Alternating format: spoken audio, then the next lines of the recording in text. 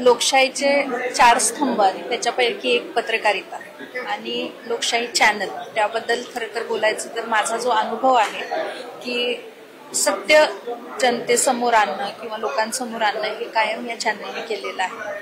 चांगल्या कामांना वाव देत आजचा हा कार्यक्रम आयोजित केला आणि मला माझ्या या अनेक वर्षांच्या कामासाठी आपण पुरस्कृत केलं त्याबद्दल मी आभार मानते आणि असंच आपलं हे काम चांगल्या पद्धतीनं चालू देत. आमच्या भागातले अभिराज उबाळे आहेत, त्यांनी सुद्धा त्यांचं काम जर पाहिलं लोकशाहीच्या माध्यमातून त्याबद्दलही मला कौतुक करायचं. तर त्यांचंच नाही तर लोकशाहीमध्ये जे सगळे पत्रकार आहेत त्या पत्रकारांचं, कारण आज मला जो हा पुरस्कार मिळाला, सबलीकरण असेल किंवा माझं कुस्ती महिलांच्या क्षेत्रातलं काम असेल किंवा स्त्री भ्रूण हत्येवरचं काम असेल, याचं पहिलेपासून जर सगळं श्रेय जर जातं की या गोष्टीला पब्लिसिटी लागणार होती आणि पत्रकार बंधूंनी माझी पहिल्या दिवसापासून साथ दिली आणि त्याच्यामुळं या कामाला कुठंतरी मला बळकटता मिळालेली आहे. त्याबद्दल कायम पत्रकारांची आणि लोकशाहीची मी आभारी आहे.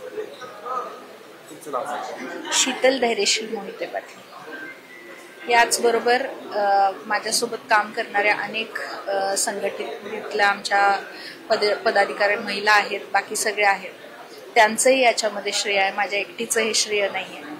डॉक्टर मॉम फाउंडेशन आणि शिवरत्न फाउंडेशनमध्ये सगळे काम करणारे, त्याचबरोबर माझा परिवार जो नेहमीच माझ्या पाठीशी उभे आहे, माझे पती जे मला प्रत्येक गोष्टीमध्ये वाव देतात, त्यांचंही या ठिकाणी मला आभार.